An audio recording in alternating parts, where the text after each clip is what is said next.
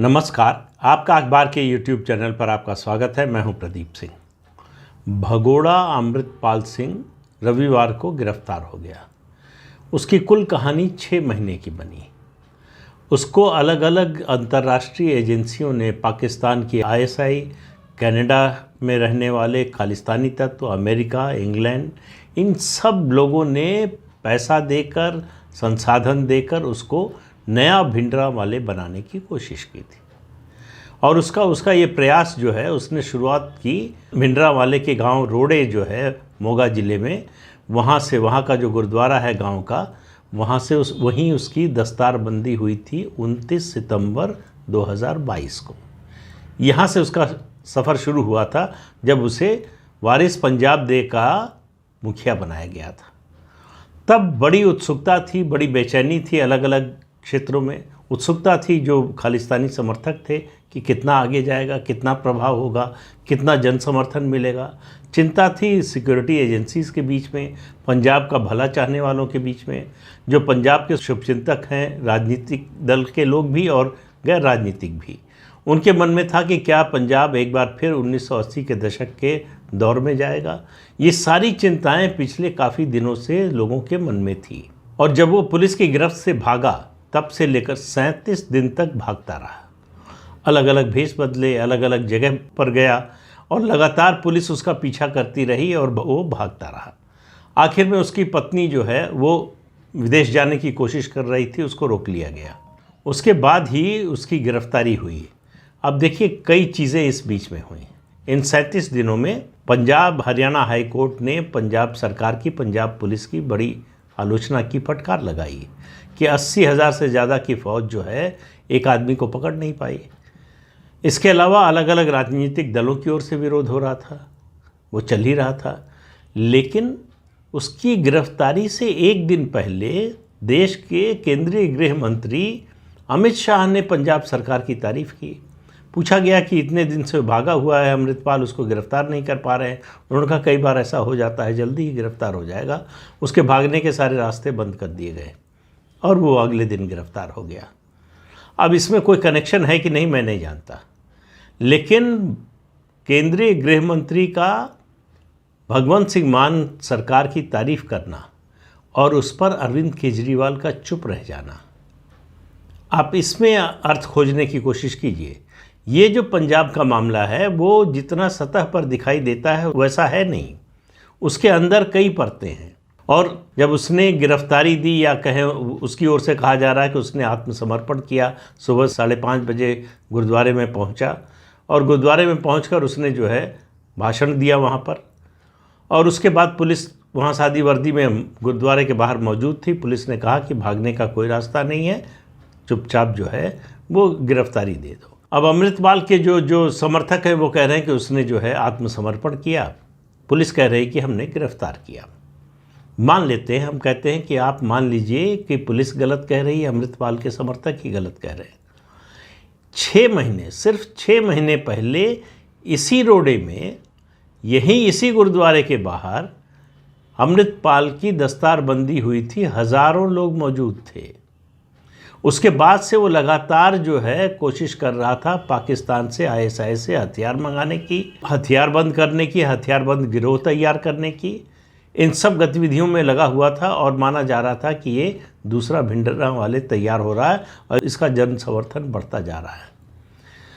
जब 23 अप्रैल 2023 को ये रोडे के गुरुद्वारे के बाहर गिरफ्तार हुआ, उस समय इसके समर्थन में एक व्यक्ति नहीं आया, एक भी व्यक्ति इसके समर्थन में नहीं आया। इससे पता चलता है कि इसकी असली हैसियत क्या थी। 6 महीने में अर्श से फर्श पर पहुंच गया, बल्कि फर्श के भी नीचे चला गया। पुलिस गिरफ्तार करके उसको असम के डिब्रूगढ़ जेल में ले गई। वहाँ उससे जो है सेंट्रल एजेंसीज, खुफिया एजेंसीज भी पूछताछ करेंगी, उससे IB पूछताछ करेगी, उससे जो है NIA पूछताछ करेगी कि उसके लिंक बाहर क्या क्या हैं, किन देशों से उसको मदद मिल रही थी, पाकिस्तान और ISI से उसका क्या संबंध था। इन सब मुद्दों की जांच होगी। और अमृतपाल के समर्थन में पंजाब में कहीं एक पत्ता भी नहीं हिला। इससे आप अंदाज़ा लगा लीजिए कि पंजाब में अमृतपाल जैसे लोगों के लिए या खालिस्तानी तत्वों के समर्थन के लिए कोई जगह है नहीं। ये बनाया एक नैरेटिव खड़ा किया जा रहा है।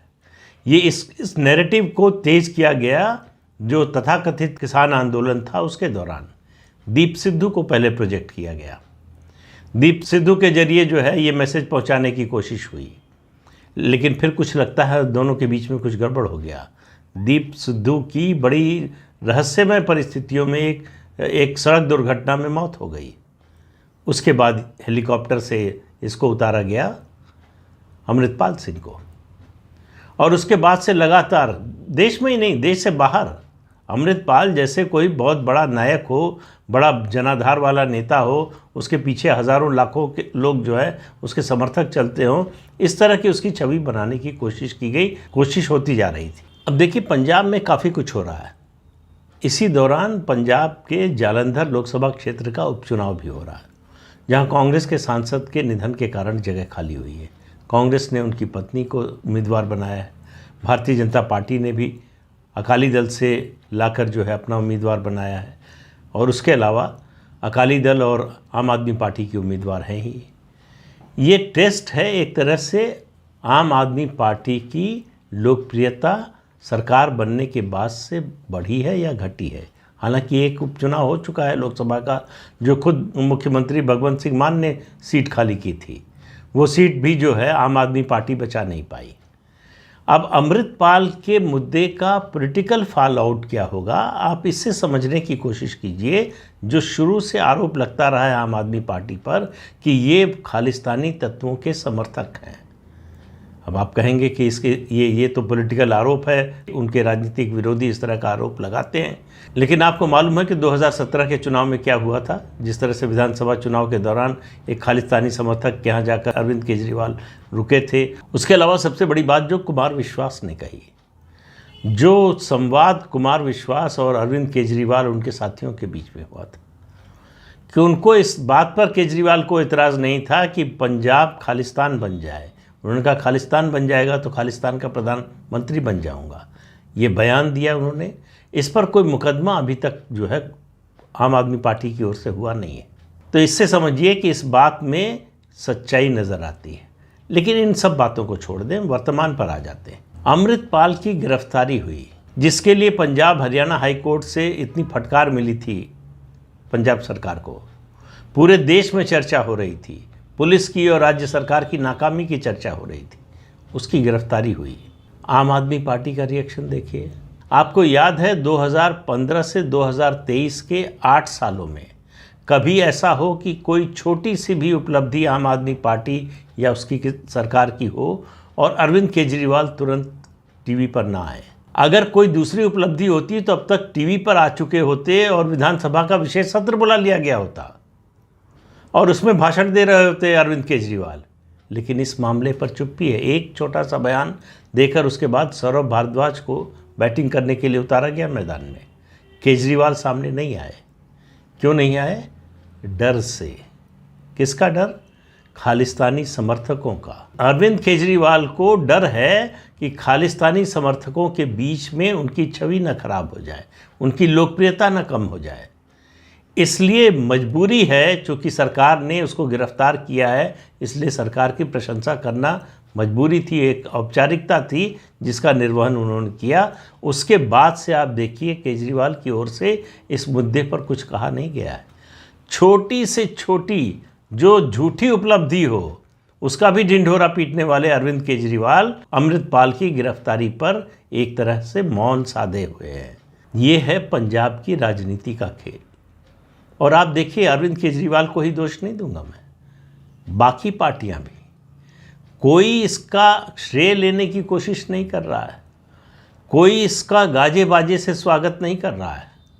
सबके मन में आशंका है, सबके मन में डर है कि कहीं माहौल न बिगड़े।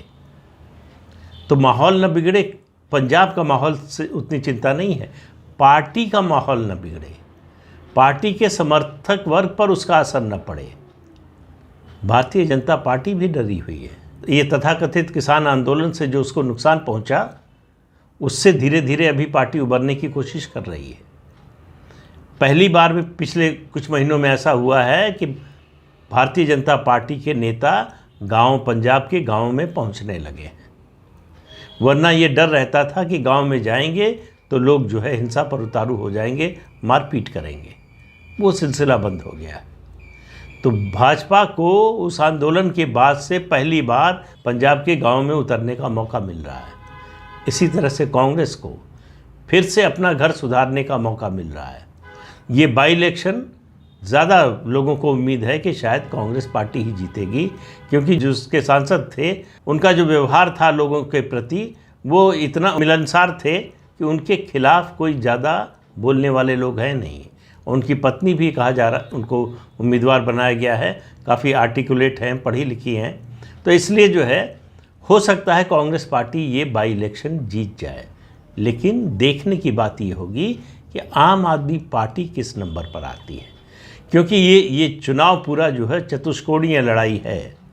इसमें चारों पार्टियां हैं, कांग्रेस है, आम आदमी पार्टी है, अकाली दल है, भाजपा है। भाजपा के लिए भी पता चलेगा कि वो कितने पानी में है। ये जो अकाली दल और कांग्रेस से लोग आ रहे हैं, ये दरअसल कोई ज़मीनी जनाधार बढ़ाने में भी कुछ मदद कर रहे हैं या केवल शोभा की वस्तु हैं जो पार्टी के जो है दफ्तर में सजाने के लिए है, इसका भी पता चलेगा।